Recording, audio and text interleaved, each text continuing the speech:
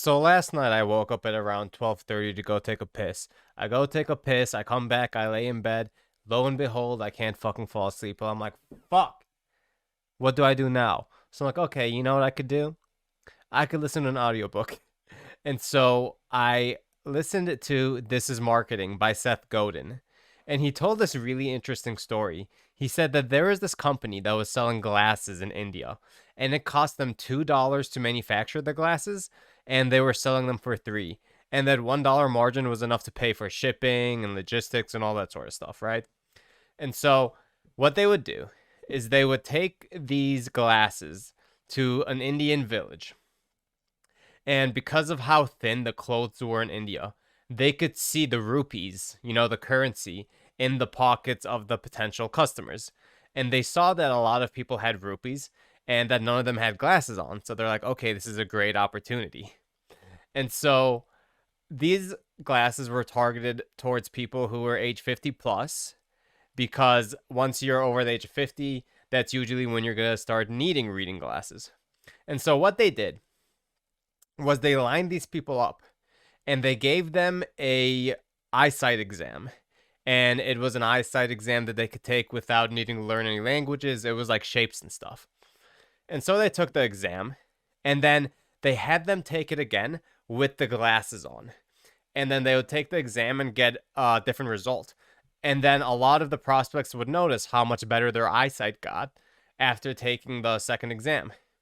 And so then what they did was they took off the test glasses off of the prospect and the potential customer, and they took the potential customer and they brought them over to a table with a bunch of different styles of glasses and colors of glasses laid out. And they're like, okay, well, if you want a pair, pick one and it's all yours for $3. And guess how many people bought? One third. About 35% of people bought. When I told my mom the story, she said, well, it's probably 80%, right? Because if you can't see, that means you can't work and you can't read. And if you can't see, those are so valuable. Who wouldn't pay $3 for that? And I kind of agree with her. And so then what they did was they're like, well, okay, how can we get more people to buy these glasses? And so what they ended up doing was, once people took the exam without glasses and then took it again with the glasses on, instead of bringing them to the table with all of the glasses, the marketers asked, hey, you can either keep the glasses on your face right now for $3 or you can give them back. And then the sales doubled. And I'm like, okay, well, that's interesting.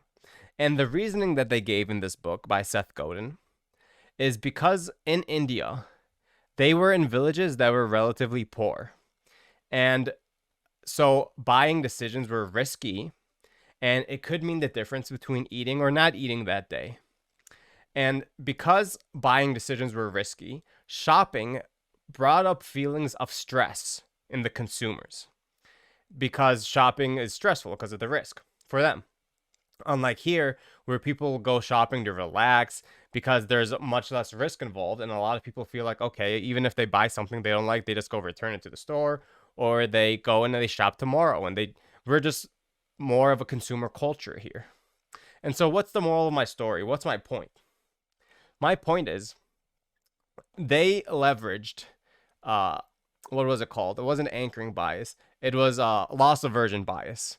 And so it's a feeling of losing something is going to make people value it higher than of gaining something. So we're more loss aversive than we are receptive to gain. It's just a human psychology thing. What is my point? What does this have to do with Final Fantasy? That's exactly how I was with WoW and Final Fantasy. WoW was the thing that I was afraid to lose. I was loss aversive towards WoW. Even though WoW was shitty, even though WoW was getting worse, it's what I knew, it was my thing. It's what I grew up playing. And so I had loss aversion with it. And so it got to a point where the game got so bad for me that I was like, okay, maybe I do try this Final Fantasy thing. And then I log in and it doesn't look like WoW. I'm like, well, this is a bad start. And then I hit start.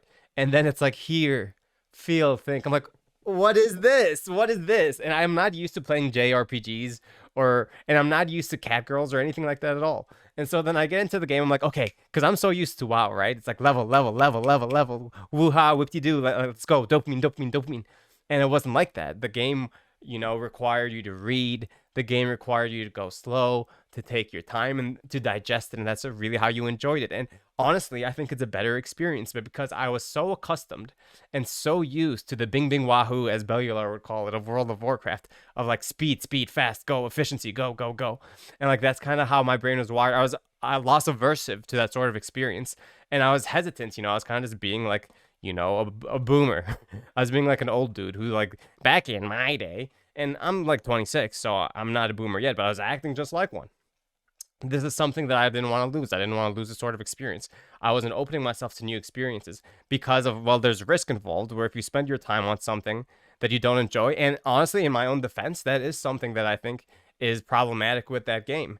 A lot of people say that ARR isn't that fun to go through, and that it's kind of a slog. And I'm going through it right now, and it's not that bad, but if a lot of people are saying that the first 100 hours of the game is a slog, that's not really a great first impression, especially with people who have lost aversion coming from WoW. And like the UI looked different, the music was different, and I'm gonna be honest with you, I'm not accustomed to the cat girl stuff. I don't like. It's not something that I ever was used to. It's not something I ever played before. And so I was averse to that too, because it was just like a difference in culture. I'm used to orcs. I'm used to trolls, humans. I've been doing that since I was a kid, and I've been watching Tolkien and playing fantasy games since I was a kid. I'm not used to Japanese style of art or anime or anything like that at all.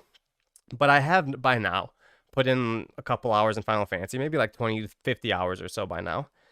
And honestly, I'm really enjoying the game. And the cat girls are something that are now normal to me, for better or for worse. And I think it's a game I'm going to keep playing. I really enjoy it. And once I realized what I was doing, because I did the same thing in Witcher 3. When I first picked up Witcher 3, I was like, level, level, level, level, level, level. And I realized, okay, that's not what this game's about.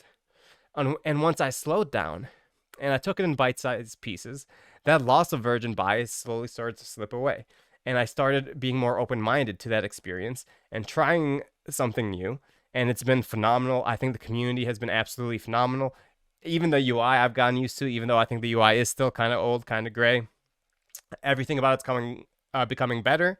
And in general, I'm excited to keep playing the game and see what happens. And that's kind of all I had to say for this video. We'll see you in the next one. Peace.